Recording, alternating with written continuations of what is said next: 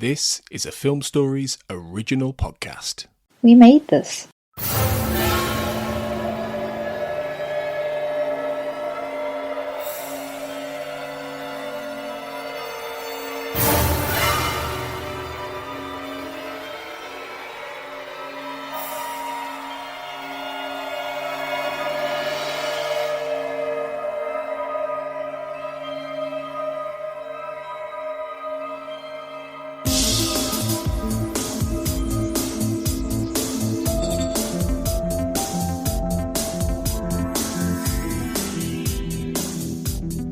Welcome back everyone to the X-Cast. The truth is in here.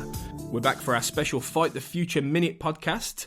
I'm once again Tony Black, and you are listening to our coverage of minute 14 of the X-Files Fight the Future. This minute begins at 13 minutes precisely as Scully continues explaining the point of a bomb threat via phone to Mulder on the Dallas roof, and ends at 13 minutes 59 seconds with Mulder talking about free beer night. I don't know about you, my guest for this minute, Cortlan Waters Bartley, recurring guest and X-Cast patron. I think free beer night sounds great. Yes, I agree. When is free beer night? Let's make sure we go. Sounds great. I think we should. Apparently, it's at the. I think it's the Astrodome. Yeah, that's what he says. He says. Yeah, he doesn't tell us when though. Damn you, Mulder. Yeah, I'm trying to think if any of our sort of local stadiums have a free beer night, and I think the answer is no. I can't think of any place that does a free beer night anymore. Maybe they used to. Well, it's great for us, but it's not very good sort of fiscal policy for a business, is it? No. You know, free beer night, like. I'm pretty sure that the beer is not going to be very good either. So yeah, almost certainly. There is that trade-off. Pay for your beer or get like stomachache. I don't know. Who knows? But it's. I think it's a very 90s thing. Free beer. I don't think we get that anymore. But before we get to the free beer, we haven't got to Mulder yet. This minute starts with. Scully still in the middle of explaining the point of terrorism to Mulder and, bomb threats and such, and how that if they don't follow rules and procedures, then lives could be lost. She's a bit preachy here, but I think for a good reason, because I actually think Mulder sort of takes this to heart later on in this sequence with how with what he's like with Michaud, because later on, obviously, when the bomb is discovered, we will talk about this down the line, but he's talking about how the rules have to be followed, in order for this to become safe. So do you think that's sort of them setting up this, sort of establishing that these rules exist and Mulder might need to learn from them? Well, I think that's a really good point. It's not something that I had automatically connected. But that's true. He does. It's an interesting turnaround for Mulder later to suddenly insist sort of on the rules being followed. But I think that's also a pretty good reflection of he does listen to Scully even when she's saying things that he obviously doesn't necessarily agree with. He is listening, which is a nice thing to know about Mulder, about their sort of relationship there. Their working dynamic. I appreciate that he at least heard what she was saying. Kind of makes a change, doesn't it, as well? Because he doesn't feel like he often does listen to her. Really. Not always. There isn't always that immediate payoff of oh, he did listen. Yeah. We don't get that very often. So.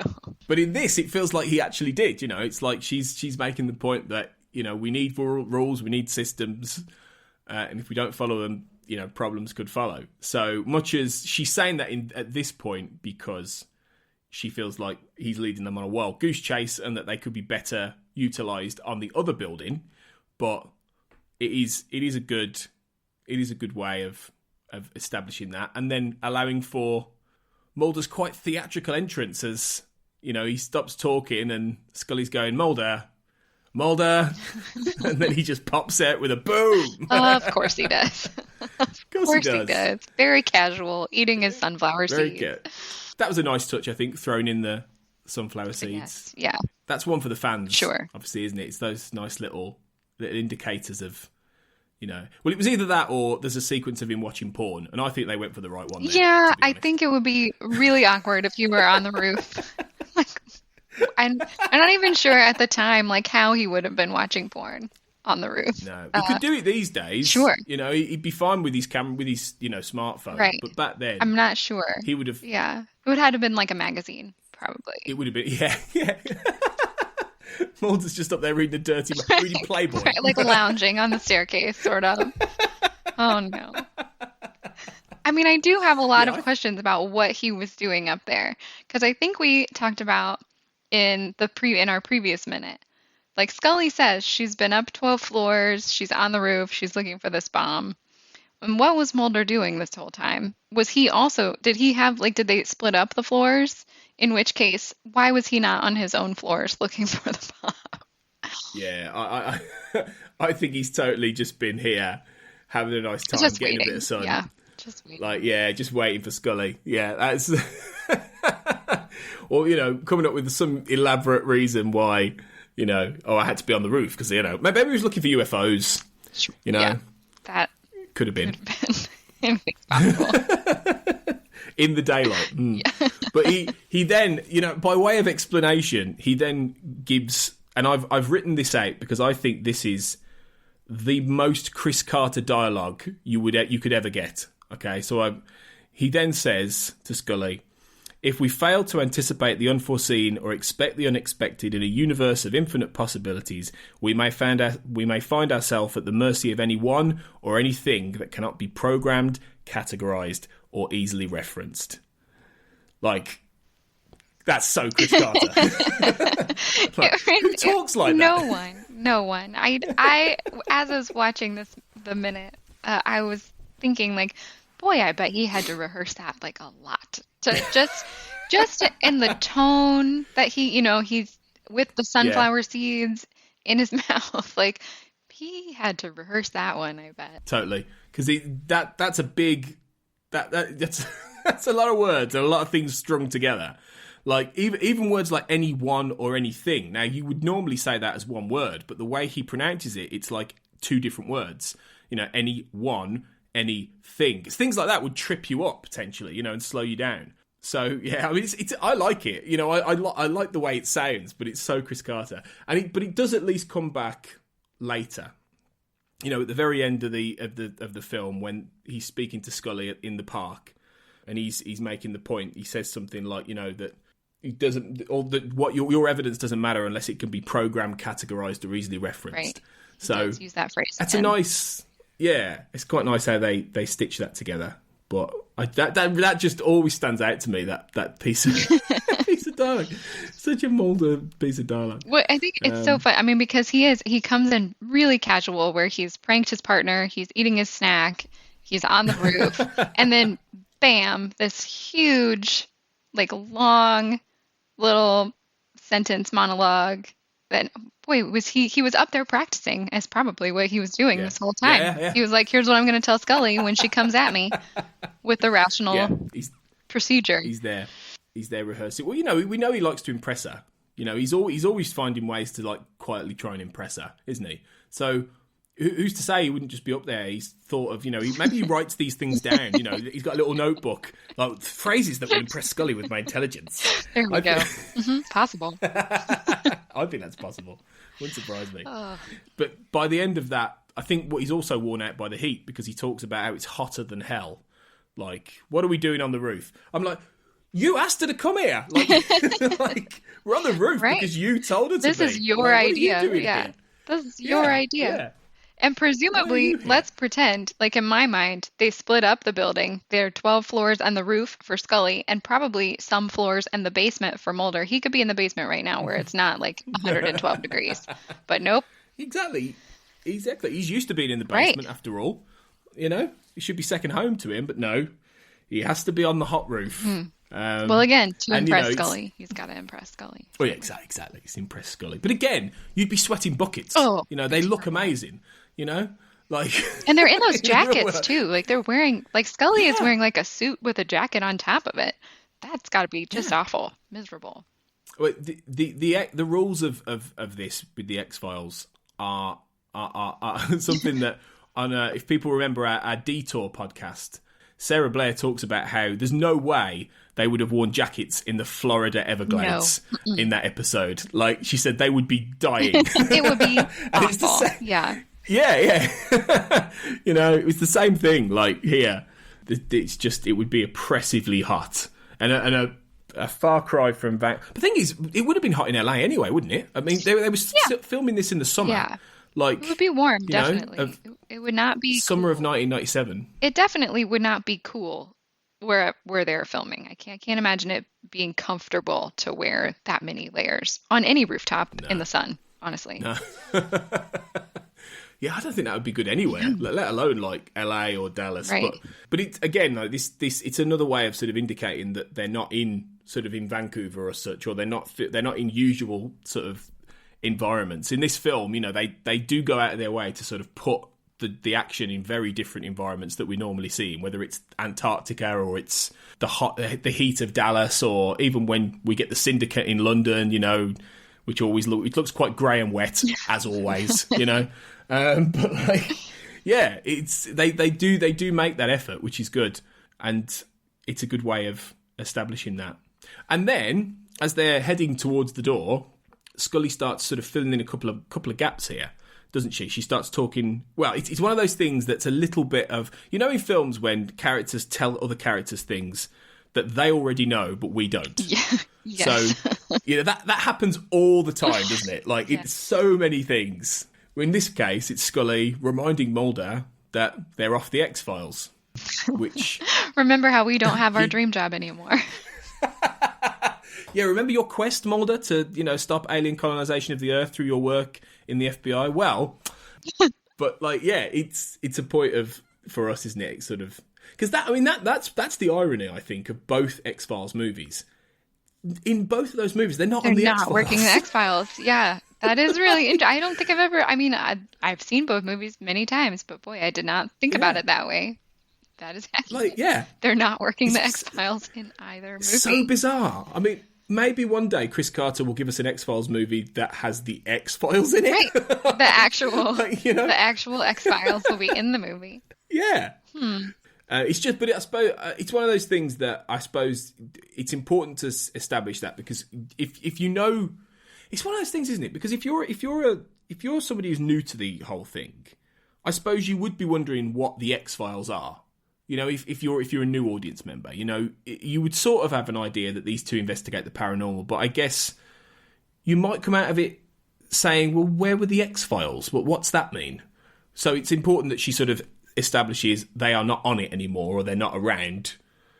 This is why. You know, without having to explain about Gibson Praise or Diana Fowley or Krychek or Spender and all the stuff that's actually still there in the background that they come back to in the beginning next season, but he's completely skipped over. And also, to our point about when they, you know, filmed this, they probably didn't necessarily know all of those things anyway. Yeah, at least maybe. the details of it. You know, obviously they knew the X-Files were going to close, but did they know they were going to light them on fire? Or, you know, did they know that it was going to be Gibson Praise? I don't know.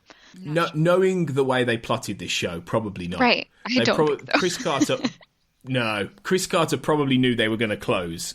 Well, he did know that. I do. Yeah. It would, you know, that was, you're right. The details, yeah, you're almost certainly right there. They wouldn't have known all that at that point, which is why season 5, that's one of the reasons that season 5, actually, of all of the seasons, has one of the best arcs, because they know where they're going. They have to arrive at a certain point at this time. Yeah. That you can see that they're plotting the mythology better because they have a destination, they have an endpoint, which is, you know, and the only time you really get that, apart from that, is maybe season 8, right, in that they have a complete story that they want to tell. Beyond that, the mythology's like, woo, let's do this. Whatever we want. Whatever, let's just kill everyone. No, Samantha's a ghost. Woo!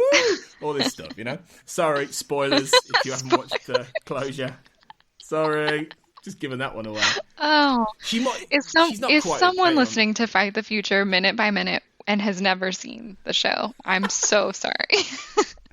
I bet somebody has. I bet somebody is watching somebody this, out there, like, chronologically. Yeah. Oh yeah. So sorry, everyone. We're gonna have to edit in a spoiler alert at the top of every podcast.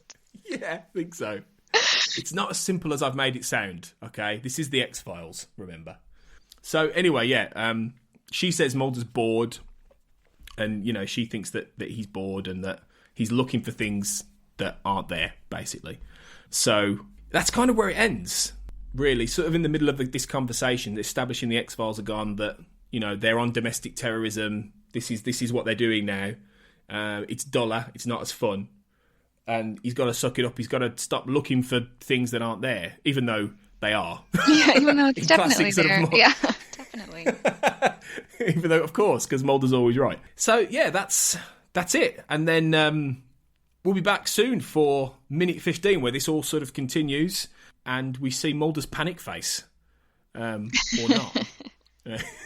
When I panic, I make this face. You can't see because this is a podcast, but we're both making the panic face just now. Everyone's making the panic face. When they heard me say that, they all made the panic face. Everyone automatically made the panic face. But yeah, thanks, Cortlan, for joining me for these few minutes. I don't know if we're doing any more together. I don't think we are. I think this is it for us. Yeah, I think this is it. Pair, which is a shame, because this has been really nice. So, great. But until you do return, why don't you point people to where they can find you online and what you're up to? And things like that. Sure. Well, you can find me on Facebook in the basement, or on Twitter and Instagram at CWB, but spelled out. So the letter CEE and then double the letter U and BEE. And that's Instagram and Twitter. Cool. And that's where I am. Awesome. Cortlan's stuff is fantastic, so go and check it out whenever you're listening to this, definitely. And you can find me at AJBlackWriter on Twitter. I'll be back very soon anyway. And once again, thanks for listening. And remember, as always, trust no one. Previously on the We Made This Network. Cinemortuary. So bad acting all round. Yes. It's probably something that's going to happen over and over again in this film. I think the next scene is where we're introduced to dickhead older lads. Is that right? No, we've just got a quick bit with Dad as well. Oh, God, do we have to? Go on, then. Dad's fucking useless as well. Yeah. We buy records. One of our listeners, they were walking past a charity shop where they saw someone had left records. And not just a few records, 6 bags of records. Oh, shit. So they eyeballed these records and thought, it's a bank holiday. It's Sunday today. So let me guess, they thought it would be only right for me to prevent them getting nicked by somebody by me nicking them. Correct.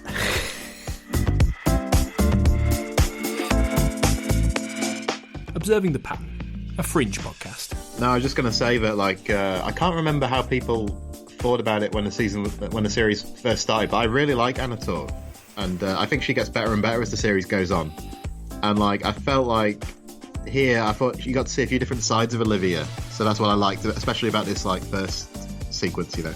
Yeah, so I mentioned this to Tony in the primer. She's one of my favourite characters. Well, she is my favourite character, I think, in Fringe, and mainly because when you first see her, you don't know necessarily that she's the main star. Check out all of these shows and more on the We Made This podcast network.